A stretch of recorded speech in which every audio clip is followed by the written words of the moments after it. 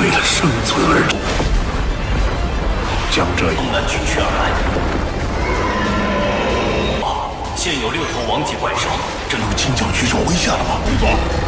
罗峰，难道兽皇也不能让清剿巨兽接近南基地师的安危？巴巴塔，你干了什么？一人肩上了。 这是种族之战。Halo kalian semua, selamat datang di channel Singkat Padat. Pada video kali ini kita akan membahas sedikit spoiler dari episode 78 serial Donghua Soulstar. Tetapi sebelum masuk ke pembahasan, mari kita sedikit membahas episode sebelumnya, yang dimana pada video sebelumnya monster tanduk emas sudah mengamuk akibat serangan nuklir dari manusia, membuat tanduk emas mulai membantai manusia tanpa ampun. Sedangkan Lo Feng yang berada di dalam reruntuhan kuno nomor 12 telah menemukan pesawat luar angkasa X-81 milik kekaisaran penguasa ribuan galaksi Black Dragon Mountain. Namun usaha mereka untuk mendapatkan pesawat itu cukup sulit, dimulai dari melewati serangan laser yang mematikan, melewati 3 robot penjaga yang memiliki ketahanannya sangat keras sampai Lo Feng tidak bisa menggores mereka. Dan akhirnya Lo Feng dan Babata masuk ke dalam ruangan komando, yang di sana terdapat 3 penjaga tercanggih di alam semesta bernama Liquid Silver Guard, serta 1 orang pejuang alam semesta. Namun hanya sebentar karena ia langsung menghilang menjadi debu setelah Lo Feng menyentuhnya. Namun tidak lama mereka berada di dalam sana, mereka malah terjebak di ruangan komando yang akan meledak karena kemarin Babata tak sengaja mengaktifkan sistem peledakan diri. Akibat pesawat tersebut yang mendeteksi kalau dirinya sedang dirantas oleh Babata. Dan itu merupakan ending dari episode sebelumnya. 用念力把他送过去。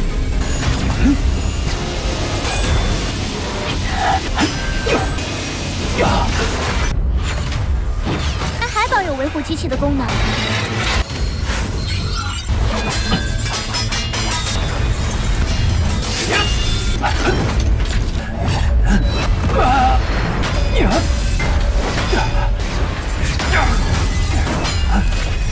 现在防守。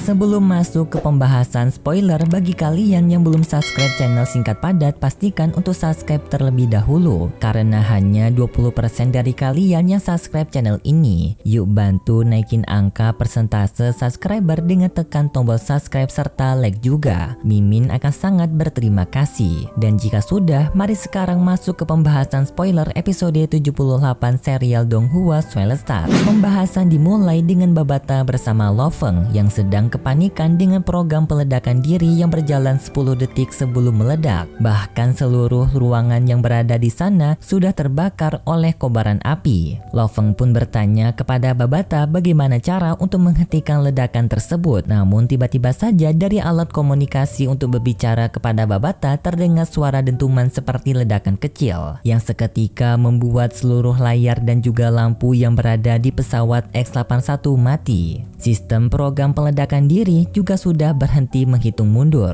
Lalu terdengar suara Babata yang menyampaikan jika dirinya hanya bisa berjuang sampai di sini. Lo Feng yang mendengar itu kebingungan dan ia meminta kepada Babata untuk menjelaskan apa yang terjadi. Babata pun menjelaskan kalau pesawat X-81 ini hanya diprogram untuk melayani tuannya saja. Dan jika ada seseorang yang mencoba merata sistem AI dari pesawat ini, maka secara otomatis akan mengaktifkan program peledakan diri pada hitungan mundur 30 detik, terkecuali mereka yang memiliki sandi untuk membatalkannya. Namun karena tidak mungkin bagi Babata bisa meranta sistem AI selama 30 detik, Babata memutuskan untuk meledakkan program AI tersebut dengan menyalurkan energi berdaya besar kepada sistem AI yang membuat sistem AI hancur seketika. Tetapi karena sistem AI tersebut terhubung dengan mesin utama, membuat beberapa sistem transmisi rusak yang mengakibatkan pesawat tidak bisa aktif kembali. Namun jika Babata tidak melakukan hal ini, maka mereka akan diledakkan oleh pesawat ini. Dan lebih buruknya, mereka akan kehilangan senjata utama dari pesawat X-81.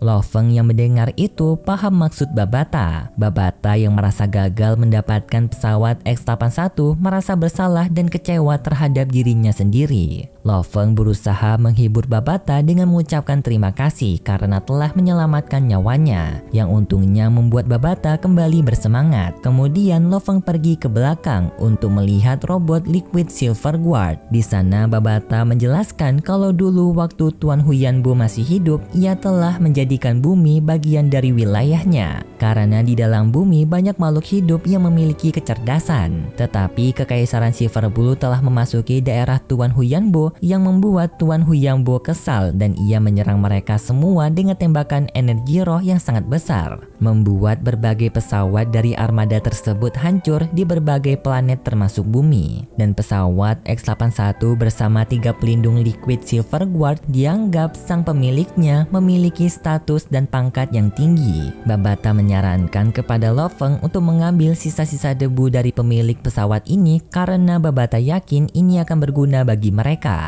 Lalu Babata menyimpan sisa debu tersebut dan juga 3 Liquid Silver Guard yang sepertinya mereka bertiga sudah kehabisan energi. Babata berniat untuk memperbaiki ketiga Liquid Silver Guard tersebut di dalam ruangannya. Lalu Lo Feng bersama Babata berjalan menuju pintu keluar dari pesawat X-81 dan akibat sistem yang mati, senjata laser yang kemarin mereka lewati juga ikut mati. Sambil berjalan, Lo Feng bertanya kepada Babata kapan Babata bisa menyelesaikan perbaikan dari pesawat X-81.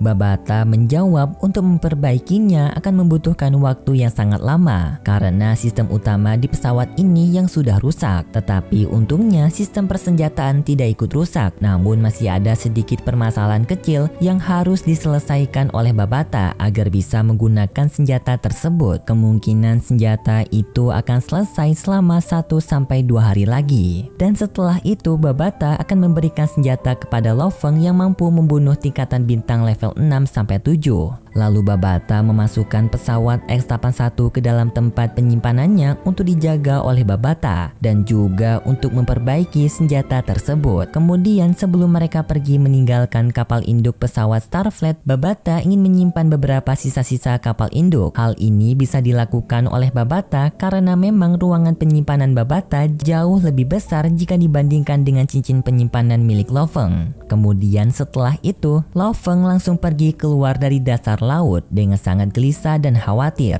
karena ia tahu kalau monster tanduk emas sudah marah terhadap manusia. Mungkin sekarang ia telah menghancurkan berbagai wilayah di negara Cina. Setelah Lo Feng berhasil naik ke permukaan, Lo Feng dengan senjata Heaven Forbidden Shuttle terbang dengan sangat cepat menuju ke rumahnya. Sedangkan di distrik Yangzhou yang merupakan salah satu distrik besar di wilayah Jingnan sudah diserang oleh monster tanduk emas sampai kota tersebut terlihat telah dihancurkan oleh senjata nuklir. Lalu terlihat ada pesawat milik militer yang baru saja mendarat di rumah Lo Feng. Dari dalam pesawat tersebut keluar 3 orang militer yang datang untuk menjemput keluarga Lo Feng menuju ke tempat pengungsian atas perintah dari pemimpin mereka. Dan setelah mereka sampai di ruangan gravitasi, mereka menyampaikan kepada keluarga Lo Feng untuk keluar dari sana dan ikut bersama mereka ke tempat yang aman karena diyakini monster tanduk emas dalam waktu dekat sudah akan tiba di tempat mereka. Namun keluarga Lo Feng menyampaikan untuk tidak perlu mengkhawatirkan mereka karena mereka akan aman di dalam ruangan gravitasi ini. Dan justru mereka meminta kepada ketiga militer tersebut untuk segera pergi dari sana karena sangat berbahaya. Tidak lama kemudian ketiga militer tersebut mendapatkan panggilan dari pemimpin mereka dengan menyampaikan jika Lo Feng akan segera datang menemui keluarganya. Keluarga Lo Feng yang mendengar itu pun sangat bersemangat untuk bisa bertemu kembali dengan Lo Feng. Dan karena mendengar laporan itu, ketiga militer tersebut segera pergi dari sana. Sedangkan Lo Feng masih terbang di atas awan dengan menaiki Heaven Forbidden Shuttle dengan membawa 2 senjata utamanya yaitu pisau hibrida dan senjata cakram yang dulu diberikan oleh Babata kepada Lo Feng. Di tengah perjalanan tersebut, Lo Feng juga sempat untuk mencoba mengendalikan kedua senjata tersebut secara bersamaan sebagai persiapan Lo Feng. Tetapi setelah Lo Feng sampai di kota Yangzhou, Lo Feng sangat terkejut melihat kota tersebut yang sudah dipenuhi oleh lubang-lubang kawah lembah yang dalam, serta gedung-gedung pencakar langit hangus terbakar akibat tanduk emas. Kota Yangzhou terlihat seperti kota yang habis terkena ribuan ton bahan peledak. Lo Feng yang melihat ini pun sangat marah kepada monster tanduk emas, apalagi setelah mendengar suara dari orang-orang yang kesakitan membuat Lo Feng semakin kesal dengan tanduk emas. Dan setelah Lo Feng sampai di rumahnya, Lo Feng langsung membuka pintu ruangan gravitasi untuk melihat keadaan keluarganya yang berada di sana. Untungnya mereka semua baik-baik saja. Lo Feng menyampaikan jika mereka tidak diperbolehkan keluar dari ruangan ini karena ruangan ini merupakan ruangan paling aman di bumi. Bahkan pemimpin Hong tidak akan bisa menjebol dinding dari ruangan ini, kata Lo Feng. Di dalam ruangan tersebut, Lo Feng bersama keluarganya melihat siaran berita, yang dimana berita tersebut menyampaikan total korban jiwa akibat pembantaian tanduk emas sudah mencapai 5 juta jiwa. Lo Feng bersama keluarganya yang mendengar itu pun langsung syok serta pucat, karena monster tanduk emas sekarang sudah tidak menargetkan pangkalan militer lagi, melainkan ia sudah menyerang daerah pemukiman. Dengan serangan laser dari tanduknya yang ia serang secara menyebar, membuat semua orang tidak akan bisa menghindari serangan itu jika sudah berada di dalam target jangkauan tanduk emas. Namun tidak lama kemudian tiba-tiba saja monster tanduk emas meraung sangat kencang, membuat suara yang sangat besar sampai bisa terdengar dari jarak yang jauh. Seakan ia menyampaikan tidak ada yang boleh mengambil kekuasaannya. Dan setelah itu monster tanduk emas pergi masuk menyelam ke dalam laut untuk beristirahat, karena luka dari ledakan nuklir kemarin membuat monster tanduk emas kehilangan banyak tenaga. Lalu siaran berita ke seluruh dunia pun disiarkan, yang isinya tentang penyerangan tanduk emas dan menyampaikan jika sekarang seluruh umat manusia harus bersatu. Sekarang bukan waktunya untuk menyelesaikan urusan sesama manusia, melainkan sekarang mereka harus bekerja sama mengalahkan tanduk emas. Siaran berita tersebut membuat umat manusia yang awalnya panik menyerang pihak militer langsung beralih dengan bekerja sama dengan pihak militer. Tidak lama kemudian, Lo Feng mendapatkan panggilan komunikasi dari Komandan Jia yang sambil panik berbicara kepada Lo Feng, yang dimana sekarang telah terdeteksi 12 monster kaisar yang keluar dari laut wilayah kota Yangzhou. Dari 12 monster kaisar tersebut, ada 6 monster kaisar yang menuju ke tenggara. Lo Feng diminta untuk segera ke sana memimpin pasukan mengalahkan ke-6 monster kaisar tersebut, karena hanya 5 dewa perang besar yang dapat mengalahkan monster tingkatan kaisar dengan mudah. Pertama pemimpin Hong, kedua dewa petir, ketiga Lo Feng, keempat Mahederson, dan kelima Eastern. Setelah Lo Feng mendengar informasi tersebut, ia akan segera pergi menuju ke tempat monster kaisar tersebut. Tetapi sebelum itu, Lo Feng mengeluarkan 3 robot Ethereum hitam yang kemarin didapatkan oleh Lo Feng dan Babata, yang dimana satu robot ditugaskan untuk melindungi keluarga Lo Feng, sedangkan 2 lainnya diminta untuk berjaga-jaga melindungi kota Yangzhou jika ke-6 monster kaisar lainnya telah tiba di kota Yangzhou. Lalu Lo Feng pun dengan segera terbang dengan senjata Heaven Forbidden Shuttle menuju ke tempat 6 monster kaisar bersama ribuan jet yang mengikuti Lo Feng dari belakang untuk membantu Lo Feng di bawah perintah Lo Feng. Tapi sepertinya untuk pembahasan spoiler sampai di sini dulu, karena jujur pertarungan besok Lo Feng akan bertarung melawan 6 monster kaisar sendirian, dan adegan pertarungan besok akan sangat epic. Mimin aja yang baca novelnya sampai merinding. Benar-benar di pertarungan ini Lo Feng digambarkan sebagai sesosok pahlawan terakhir umat manusia. Mending kita saksikan saja pertarungan besok lewat dohuannya secara langsung agar kita semua bisa merasakan sensasi epic tersebut. Namun karena episode 78 besok merupakan episode penutup season kedua, Mimin sedikit takut kalau adegan besok gak sampai pertarungan atau istilahnya ngegantung. Tapi ya siapa tahu. Kalau gitu terima kasih buat kalian semua yang sudah menonton video ini sampai akhir. Jika kalian suka dengan video kali ini, bisa beri like serta subscribe, dan sampai jumpa di video selanjutnya. See ya. 我们是为了生存而战，将这一难取下来。现有6头王级怪兽，这能轻脚举手挥下了吗？不错。罗峰，难道兽皇也不能让轻脚巨兽接近？但基地师的安危，巴巴塔，你干了什么？一人肩上了。这是种族之战。